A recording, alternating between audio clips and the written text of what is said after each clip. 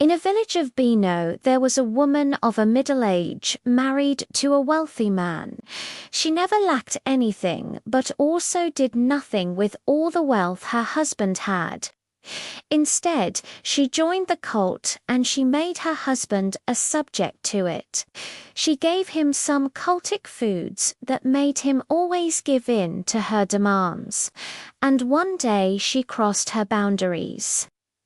Now that she already had the husband under her thumb, what would be the next move for her?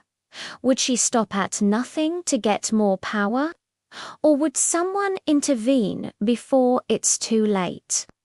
Let's find out in today's episode. A beautiful young woman named Nisha was born into an average family. Her parents were farmers who worked hard to provide for her and her 3 siblings. From a young age, Nisha knew that she wasn't like the other village girls. While they dreamed of getting married and having children, Nisha wanted more out of life. She wanted to be rich and powerful and have everyone in the village looking up to her. Nisha was ambitious and determined to achieve her goals, but she wasn't sure how. That all changed when a wealthy businessman from the city came to the village. His name was Rajiv, and he was looking for a place to relax and get away from the hustle and bustle of city life. When he saw Nisha, he was immediately smitten with her beauty and charm, and soon he was spending all his time with her. At first, the villagers were suspicious of Rajiv. They thought he was just a city slicker who was only interested in exploiting the villagers. But Nisha's father saw an opportunity to improve his daughter's life, and he eventually agreed to let her marry Rajiv. The wedding was the talk of the town, and everyone was invited. After the ceremony, Nisha and Rajiv moved into his luxurious mansion in the city. Nisha was overwhelmed by the opulence and extravagance of her new surroundings, but she quickly settled into her new life. She had everything she could ever want, including a personal staff to wait on her hand and foot. However, deep down inside, Nisha was not happy. She missed her family and friends, and she felt like she had made a mistake by marrying Rajiv. She started to plan her escape back to the village, but before she could do anything, Nisha found out that she was pregnant. She tried to hide her pregnancy from Rajiv, but he soon found out, and he was furious. He accused Nisha of using him for his money and threatened to kick her out of the house if she did not get an abortion. Nisha was devastated, but she refused to give up her baby. She knew that she didn't love Rajiv, but she still had feelings for him, and she wanted to give their marriage a chance. Nisha gave birth to a baby boy and she named him Rohan. At first, Rajiv was still angry with Nisha, but he eventually forgave her and started to treat her like a queen. He lavished her with gifts and showered her with affection. Nisha was overjoyed, and she knew that she had made the right decision by staying in the marriage. She loved being a mother, and she was grateful to Rajiv for giving her a second chance. Now that her life was perfect, Nisha wanted to share her happiness with others. She started to invite her friends and family over to her mansion so they could experience the same luxury and comfort that she had been enjoying. She threw lavish parties and events, and everyone in the village looked up to her as the queen of the social scene. Nisha was at the top of her game, and she had everything she could ever want. But behind closed doors, things were not as perfect as they seemed. Rajiv was still struggling to trust Nisha, and he was constantly accusing her of being after his money. Nisha was tired of being treated like a gold digger, and she wanted her husband to respect her intelligence and capabilities. She knew that Rajiv was a successful businessman, but she also knew that he was easily manipulated and controlled, so she decided to take matters into her own hands. Nisha started to study ancient texts, and she learned about the art of manipulation and control. She discovered that there were certain herbs and spices that could be used to make people do whatever she wanted them to do. With this knowledge, she started to experiment on Rajiv, putting small amounts of these substances in his food and drinks.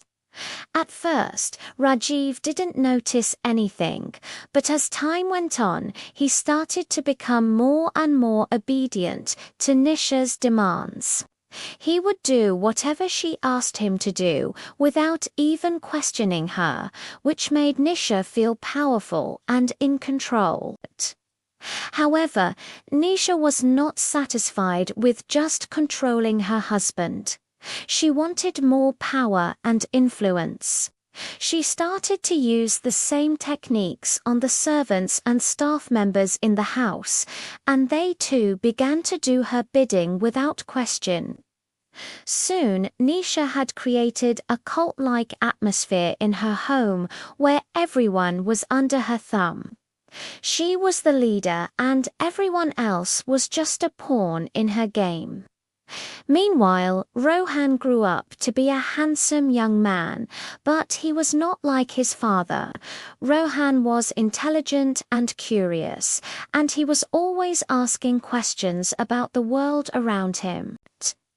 Nisha knew that she had to keep a close eye on her son, because if he were to find out about her secret, he could put an end to her reign of terror.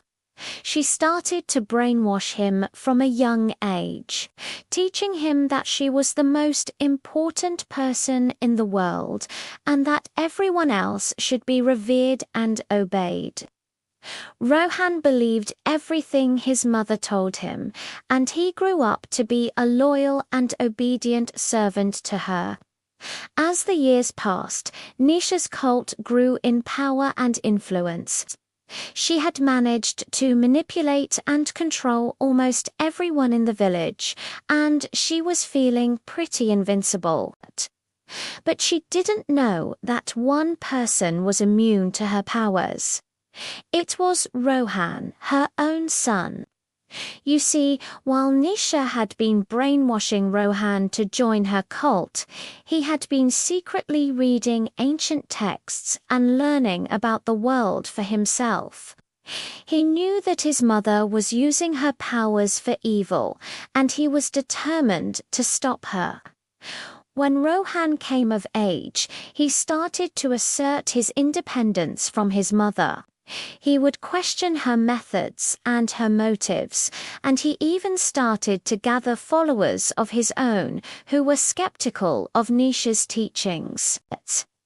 Nisha was furious, and she tried to use her powers to control Rohan, but it didn't work. She couldn't manipulate him or force him to do her bidding like she did with everyone else. This made Nisha desperate, and she started to lash out at Rohan in ways she had never done before. She accused him of being ungrateful and disobedient, and she threatened to cut him off from the family fortune if he didn't come back to her side. But Rohan stood firm and he refused to back down. Nisha knew that she had lost control of her son, but she was not ready to give up just yet. She needed to find a way to defeat Rohan and regain her power. As she was searching for a solution, Nisha stumbled upon an ancient text that spoke of a ritual that could be used to control the minds of others. The ritual required a great deal of power and energy, but it was Nisha's only hope. So she began to prepare for the ceremony. She gathered all of her followers and told them that they were about to take part in a once-in-a-lifetime event that would give them the power to rule the world. Nisha instructed them to bring all of their energy and focus to the ritual, and she promised them that they would have unimaginable power once it was complete. As the day of the ritual approached, excitement and anticipation built up in the village. Everyone was eager to see what kind of power Nisha would unleash. On the day of the ceremony, the entire village gathered together in the center of Nisha's mansion. Nisha stood in the center of a circle of candles and herbs, and she raised her arms towards the sky. She chanted ancient words of power, and the air crackled with energy. As Nisha performed the ritual, Rohan and his followers watched from a distance, unsure of what to do. They could feel the power of the ritual, but they also knew that it was evil. Just as Nisha was about to complete the ritual, Rohan stepped forward. He shouted, "Stop!" and charged towards Nisha. Nisha turned around and saw Rohan running towards her. She panicked and tried to stop him. But it was too late. Rohan tackled her to the ground, and the ritual was broken. The villagers gasped in surprise, but no one made a move to help Nisha. They had seen how she had used her power to control them, and they were finally free of her manipulation. Rohan and his followers arrested Nisha and brought her to justice. She was charged with the use of her power to control and manipulate others, and she was sentenced to spend the rest of her life in prison.